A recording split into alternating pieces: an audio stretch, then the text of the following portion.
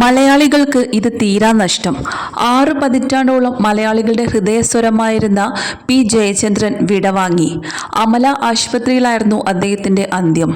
80 വയസ്സായിരുന്നു അദ്ദേഹത്തിൻ്റെ പ്രായം. മലയാള ചലച്ചിത്ര ഗാനശാഖയിലെ എക്കാലത്തെയും മികച്ച ഗാനങ്ങളിൽ പലതും പാടിയിട്ടുള്ള ജയചന്ദ്രൻ്റെ ആലാപനത്തിൽ പ്രണയവും വിരഹവും ഭക്തിയുമൊക്കെ ഉജ്ജ്വലമായ ഭാവപൂർണതയോടെ തെളിഞ്ഞു നിന്നിരുന്നു.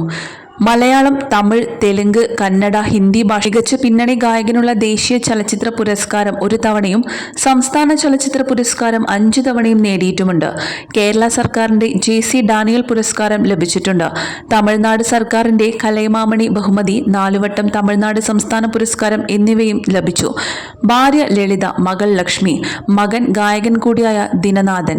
തൃപ്പൂണിത്തറ കോവിലകത്തെ രവിവർമ്മ കൊച്ചനിയൻ തമ്പുരാന്റെയും ചേന്ദമംഗലം പാലിയം തറവാട്ടിലെ സുഭദ്ര കുഞ്ഞമ്മയുടെ 3ാമത്തെ മകനായി 1944 മാർച്ച് 3 എറണാകുളത്താണ് പി ജയചന്ദ്രൻ ജനിച്ചത്.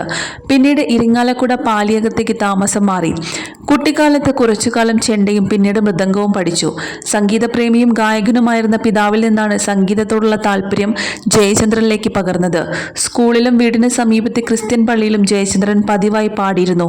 ചേന്ദമംഗലത്തെ Paliyam school, Aluva saint Mary's high school, Irinjalakuda national high school എന്നിവിടങ്ങളിലായിരുന്നു സ്കൂൾ. 1000-ലേറെ ഗാനങ്ങൾ അദ്ദേഹം ആലപിച്ചിട്ടുണ്ട്. 1858 ആദ്യ സംസ്ഥാന സ്കൂൾ യുവജനോത്സവത്തിൽ ജയചന്ദ്രന് മൃദംഗത്തിൽ 1ാം സ്ഥാനവും ലളിതഗാനത്തിൽ 2ാം സ്ഥാനവും ലഭിച്ചു. ലളിതഗാനത്തിലും ശാസ്ത്രീയ സംഗീതത്തിലും യേശുദാസായിരുന്നു 1ാമത്. ഇരിങ്ങാലക്കുട ക്രൈസ്റ്റ് കോളേജിൽ നിന്ന് സുവോളജിയിൽ ബിരുദം നേടിയ ശേഷം മദ്രാസിൽ ഒരു സ്വകാര്യ കമ്പനിയിൽ ജോലിക്ക് കയറി. ചെന്നൈയിൽ ഒരു ഗാനമേളയിൽ ജയചന്ദ്രന്റെ പാട്ട് കേട്ട ശോഭന പരമേശ്വരൻ നായരും വിൻസെന്റും അദ്ദേഹത്തെ സിനിമയിൽ പാടാൻ ക്ഷണിച്ചു. അങ്ങനെ 1965 കുഞ്ഞാലി മരക്കാർ എന്ന സിനിമയിൽ പി ഭാസ്കരൻ എഴുതി ചിദംബരനാഥ് സംഗീതം നൽകിയ ഒരു മുല്ലപ്പൂമാലയുമായി എന്ന പാട്ടുപാടി. ആ ചിത്രത്തിന്റെ റിലീസ് വൈകിയെങ്കിലും പാട്ട് കേട്ട ജി ദേവരാജൻ കളിത്തോഴൻ എന്ന ചിത്രത്തിൽ അവസരം നൽകി. മഞ്ഞലയിൽ മുങ്ങിത്തോർത്തി എന്ന മലയാളത്തിലെ എക്കാലത്തെയും ഹിറ്റുകളിലൊന്നായിരുന്നു അത്.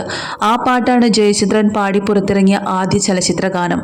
പിന്നീട് ജയചന്ദ്രൻ ജോലി വിട്ട് സംഗീത രംഗത്തും തുടർന്നു.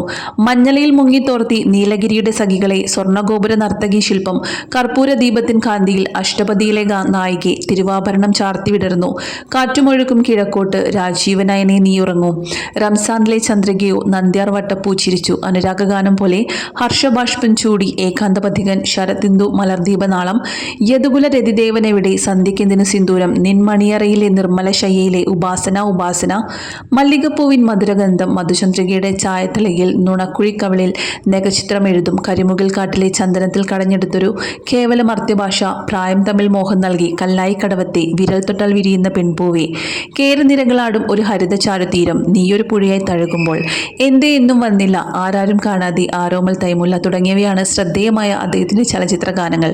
ഒന്നിന് ശ്രുതി താഴ്ത്തി പാടുക പൂങ്കുയിലെ, ജയദേവ കവിയുടെ ഗീതികൾ കേട്ടെന്റെ രാധേ, സ്മൃതിതൻ, ചിറകിലേറി ഞാനൻ തുടങ്ങിയ ലളിതഗാനങ്ങളും ഒന്നിനുമല്ലാതെ എന്തിനോ തോന്നിയൊരിഷ്ടം എന്ന ആൽബഗാനവും ശ്രദ്ധിക്കപ്പെട്ടു.